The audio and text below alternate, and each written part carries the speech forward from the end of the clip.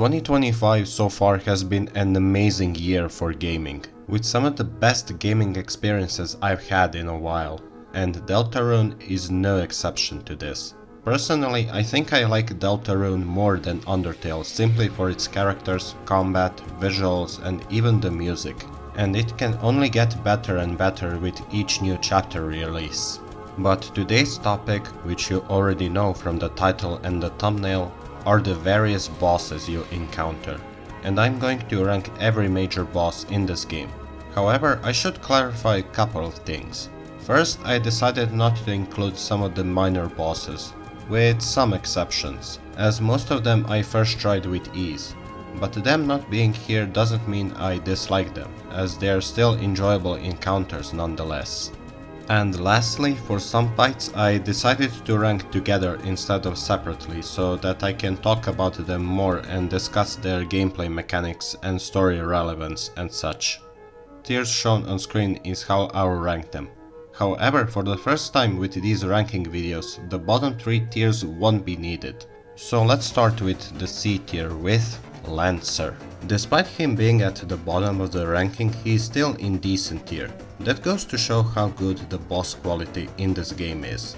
Anyways, the reason as to why I'm unfortunately ranking Lancer at the last place is simply because he's a really simple boss and an easy encounter. Which is fine since he is the first foe you encounter and teaches you basic mechanics of the game. Not challenging at all, but a fine introduction. His second encounter can go two ways. If you keep putting Susie to sleep, then the fight is the same. But if you don't, you do get some engaging moves with both Susie and Lancer. There is also a third encounter, but it's more of a story moment. But it is still important for Susie's character development. It does break my heart to rank Lancer this low cause I adore him. He is funny and his antics throughout chapter 1 always put a smile on my face. But gameplay wise, he is pretty simple. K.Round is another simple boss in chapter 1, whose attack patterns are at least slightly more demanding than Lancer's attacks. I like his stomp attack that sends more projectiles around it, and other attacks are, you know, sending projectiles or jumping. It does have two separate encounters, but they're the same, with no changes in its attacks, with the only exception being Susie now listening to you instead of mindlessly attacking it in the first encounter. Rouxls Kaard is our first chapter 2 boss instead of another chapter 1 boss. However, the fight is still easy as hell. Your goal is to get as many houses as possible and the fight is pretty much over. And the attack patterns are pretty easy to dodge. Slightly harder than K.Round, but still pretty easy. Still fun attacks, it's just by this point I already faced some bosses who were far more demanding than him. But maybe the reason as to why the attacks felt easy to dodge was because of how I built the machine back in chapter 1. Yeah, the same machine you built that got blown up by Susie is being used by Rouxls here. And the patterns change depending on how you built that machine. I unfortunately haven't tested this out to the fullest to see which attacks the machine will be doing, but it's still such a neat detail.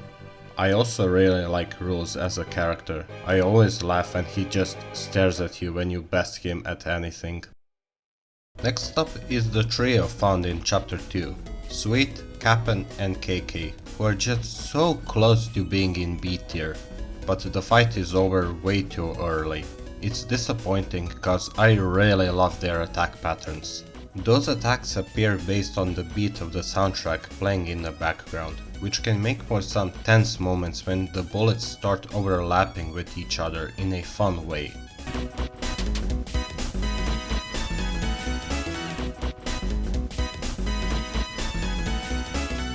Unfortunately, the fight ends very quickly the moment all three of them start dancing, and there you go.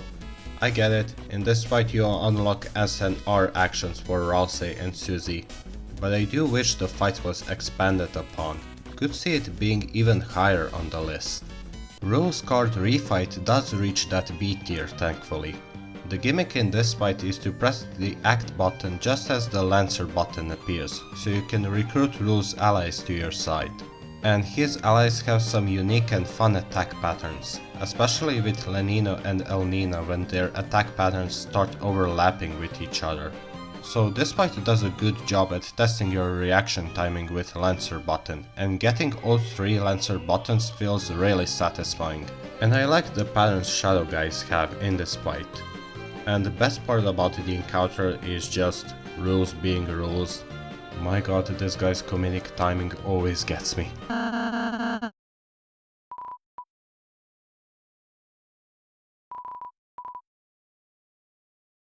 Number 15 is Water Cooler.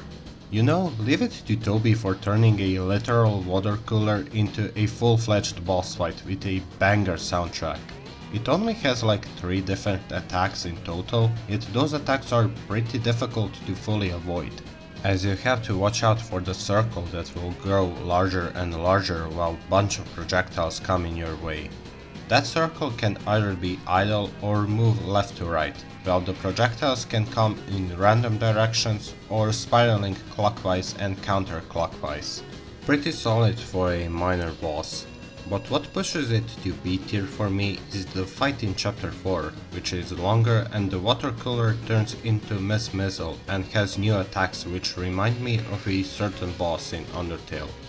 You can say that this boss is cool. At number 14 we have Lanino and El Nino. Originally I wasn't planning on including these two as the fight is short and ends really quickly, but I changed my mind for 2 reasons.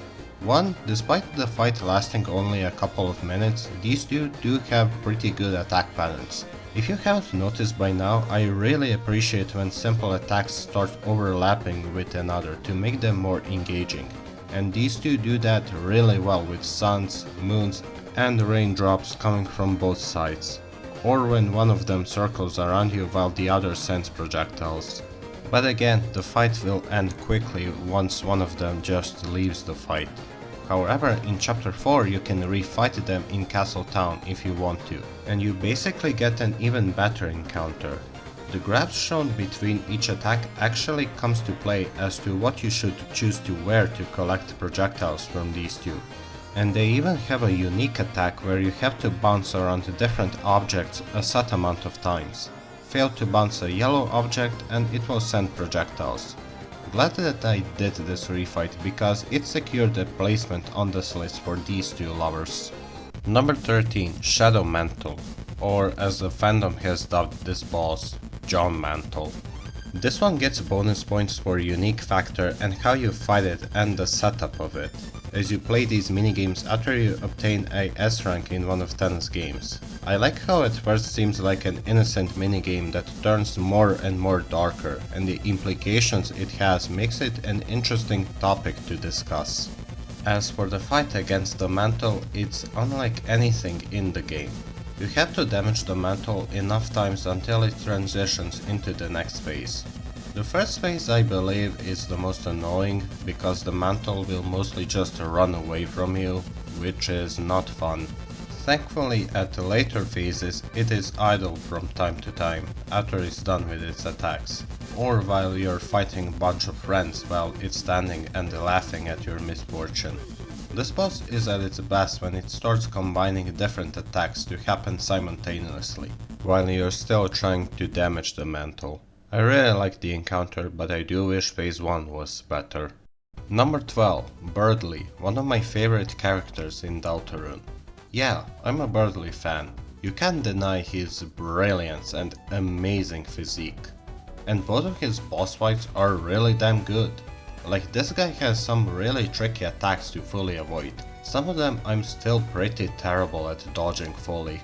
My favorite attacks are when he sends a huge wave of arrows that sends even smaller arrows after, and in his second encounter he can combine that attack with the attacks of Werewires. Even his other attacks such as the tornadoes in both encounters and his barrage of papers are pretty fun to avoid. He also provides some of the funniest moments in chapter 2.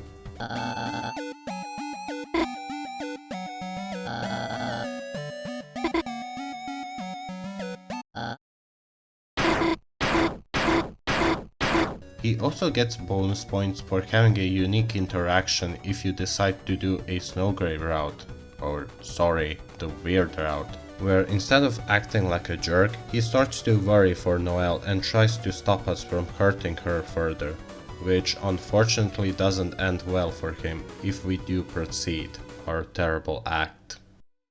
Number 11, the King, the final boss of chapter 1, who when compared to the other final bosses of the other 3 chapters feels like a complete joke, but can't really fault him too much since it's chapter 1, of course it's meant to be on a simpler side.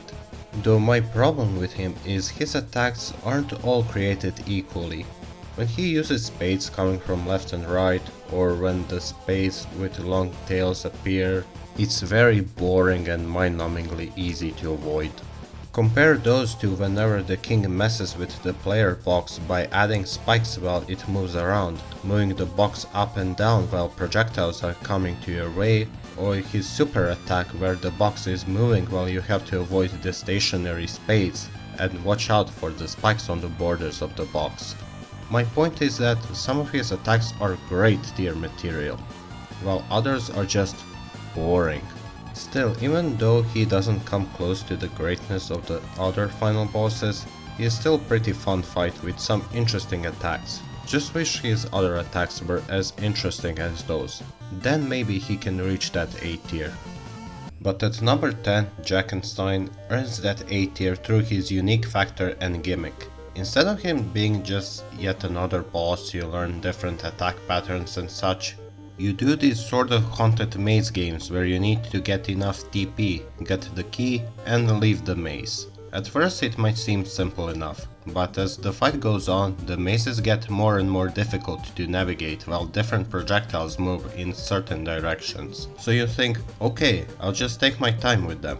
Well, that's when enters and now you have to escape the maze as quickly as possible. Fail to escape and you get severely punished for it. It's very tense whenever appears as you try to rush to the exit, and later it becomes more and more absurd when Jack says things like and can't forget this.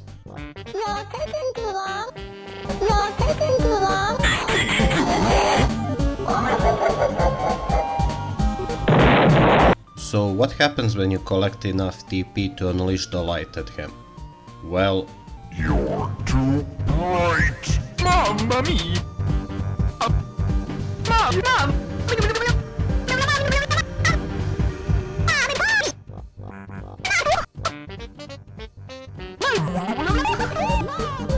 God, I love this encounter, and the music is just so damn good.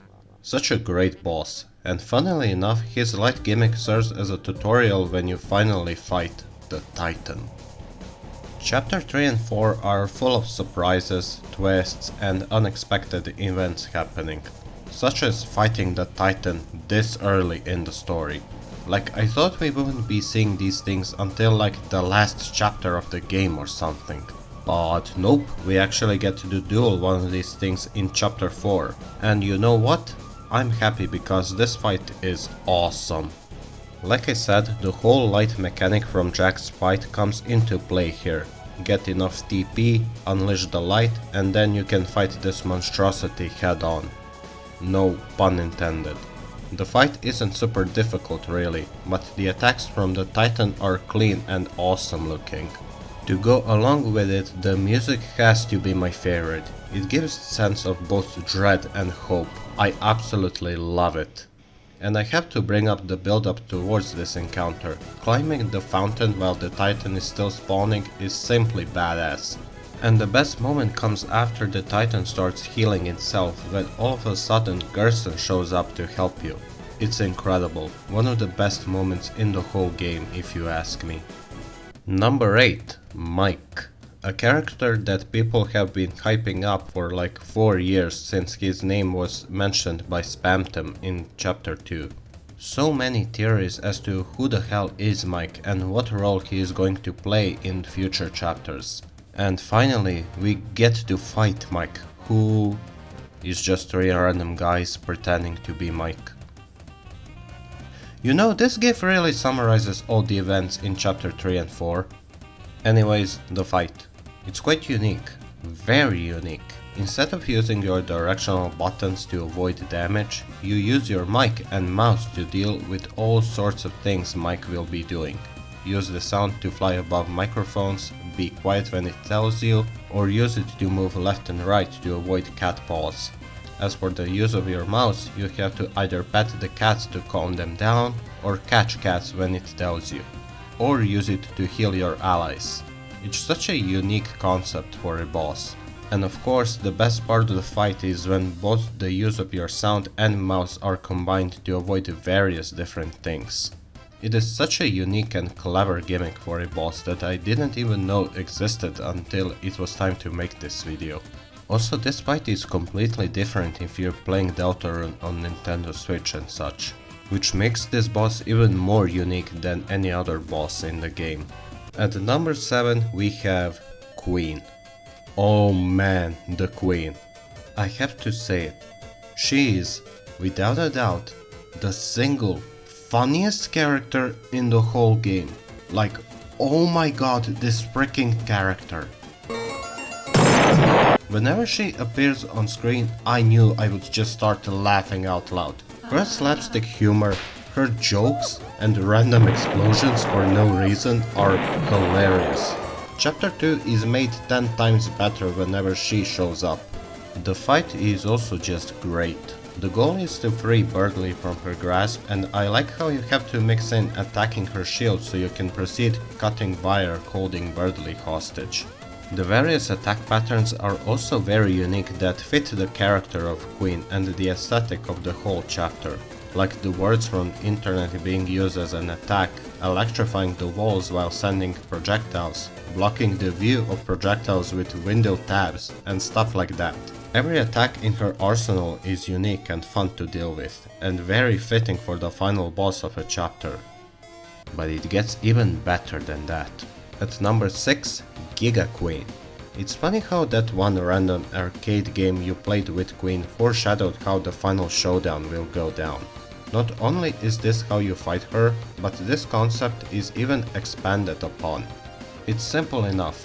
Punch the Queen, avoid her attacks either left or right, or dodge backwards when it tells you. But the complexity comes from surprise follow-up kicks and punches she can do, and how in some cases the direction of your dodge matters a lot. She does have some attacks that put you in a classic box while you avoid different attacks. But they aren't as interesting as while you're fighting her on the equal footing. It's a thrilling battle and again very unique and specific to this boss, and this boss only. At number 5 we continue the trend of me being unsure if a boss should be either a high A tier fight or a low S. And in this case for Tenna it is frustrating how close he is to top tier stuff. It's just very uneven in certain places. First, let's talk about what makes Tenna incredible at times.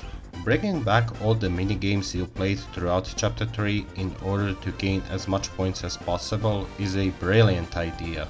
If you get hit during these minigames, you take substantial damage. There are even some minigames that only appear during this fight. And all of them are fun in their own right, and the best part is when you have to play them one after another in quick succession. Especially when Tenna pulls his ultimate attack by switching between different minigames constantly. When that happens, the fight is S tier material. However, his regular attacks leave more to be desired. The laughing stars are simple and boring, while this one is kind of annoying to deal with. The best attack is definitely when he splits the player box in half, forcing you to think carefully how you'll dodge incoming attacks. That attack is awesome. I wish the other two were as complex as this one. Despite this, I still really love this fight for his presentation, music, and Tenna as a character is interesting. Not as funny as the Queen in my opinion, but he still has a fair share of funny moments.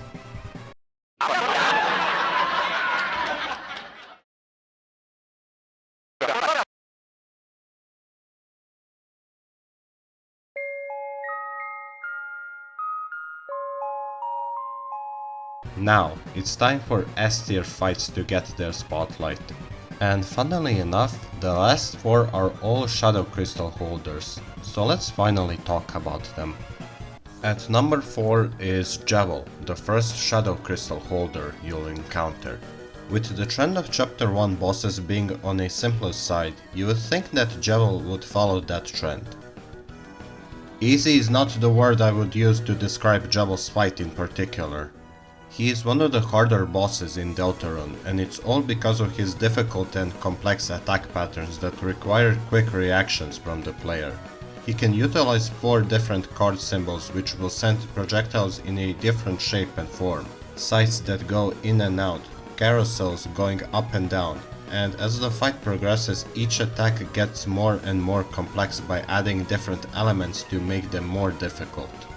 My favorite part is when Jevil uses all 4 different card symbols which all have their own patterns into one big and scary attack. He is also first to introduce a special attack, something that each Shadow Crystal holder has. It's pretty easy, you just avoid sights falling from above, but man is it a cool looking attack. While he is the weakest of the 4 Shadow Crystal holders, he is still amazing. I should mention that this guy's overall difficulty is radically different with how you approach him. If you keep attacking him, he goes down really quickly, but if you use hypnosis on him, the fight tends to last longer. I prefer the second option because it allows him to use his toolkit to its fullest, which I really like. At number 3 we have Spamton Neo, Chapter 2's Shadow Crystal holder. There is an encounter with him earlier in the chapter, but I decided not to include it. It's a fun fight, but really I have more to say about his Neo form, which unlike with Jevil, this one brings the yellow heart mechanic from Undertale, utilizing its mechanics to the fullest extent. Like shooting Spamton faces to make the path safer, pushing back Spamton with a charged shot, destroying Pepis before they explode, shooting his cards that send projectiles, and many other attacks he has. Just like with Jevil, my favorite aspect with Spamton is when he combines different elements to make it more challenging but also fun to deal with. He does this when you shoot his face while he crawls with phones towards you, or this attack where you have to target either his nose, mouth or eyes to make it easier for you when he repeats it later in the fight. The soundtrack is a banger as always, and I love how it uses Materia Neo's motif. When it comes to challenge, he isn't as difficult as Jevil is, on a normal run. If you do a Snowgrave route, you battle him here as a final boss of the chapter, and the reason why it's more difficult is because you only have crits to fight him, so you must master his attack patterns if you want to beat him. For that reason, I believe he is ahead of Jevil. Also, I love Spamton as a character, and in chapter 3 you can have this moment if you beat his Neo form.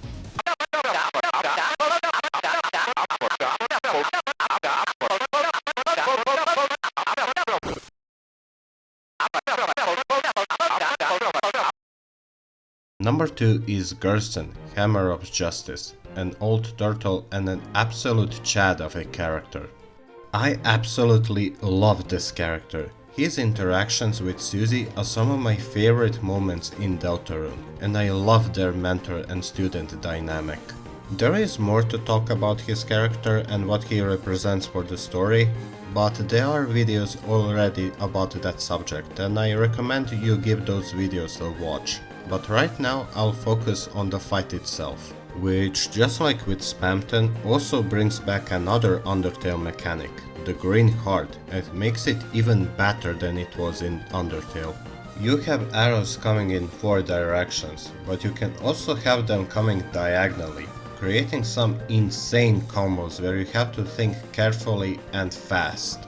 He also adds shells that can bounce multiple times before they're gone, and when they're combined with arrows, they are some of the best sequences of attacks to deal with.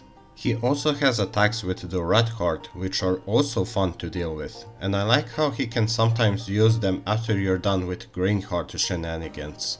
This fight is also unique where you only have Susie and healing items are just out of a picture here. forcing you to learn his crazy attack patterns. It's a thrill.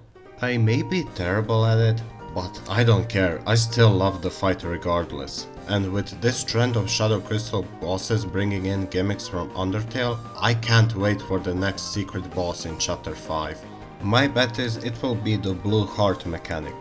Whatever it may be, I'm sure that fight will be amazing. But right now, my eyes are on whatever Toby is planning to do with the Roaring Knight. What at first seems like an encounter you're meant to lose can actually be beaten if you have Shadow Mantle equipped.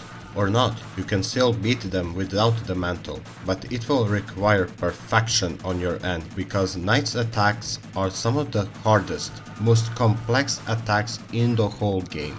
Each attack is extremely difficult on their own, due to how careful you have to be to avoid them. Like when they slash the box in half while sending projectiles, either horizontally, vertically or diagonally, moving at the last second when the swords dash at the speed of light, a huge wave of swords that send additional swords at the end, dimensional sword slashes, sending projectiles, then bringing those projectiles back and those projectiles exploding at the end. And as the fight goes on, each attack gets even more complex and difficult than before. That's what I really like about the Knight in specific, how each attack is complex and attention demanding. And in true fashion with other Shadow Crystal holders, they have a full screen special attack, and even that attack is insanely complex and how you have to avoid it. And it is also the best out of these full screen special attacks in the game. At first, it does seem like they have a colossal health pool, but the fight is over once you deplete their HP to 70% before they wipe out your entire team in one big blow, or two in this case. That might sound easy, but trust me, getting to that point will take a lot of trial and error. This is the hardest boss in the entire game, yet still manages to beat the game's best in my opinion, due to their complex attack patterns, setup and the music. And also the appeal of the fight is just who is the Knight? What do they want? What is their goal? And have we met them before? I know for a fact we will have a rematch with them in the future chapters, and I cannot wait for that. As it stands, the Knight is the best boss in Deltarune. And there you go, that's the bosses of Deltarune. I hope I haven't upset anyone with this ranking. If you do disagree with some placements, feel free to tell me in the comments. Just please keep the discussion tame, please. Anyway, thank you so much for watching. I'm glad that I made this video instead of usual Souls-like and Metroidvania boss ranking I usually do. A nice break from the norm, I guess. See you with the next video soon, I guess. Goodbye.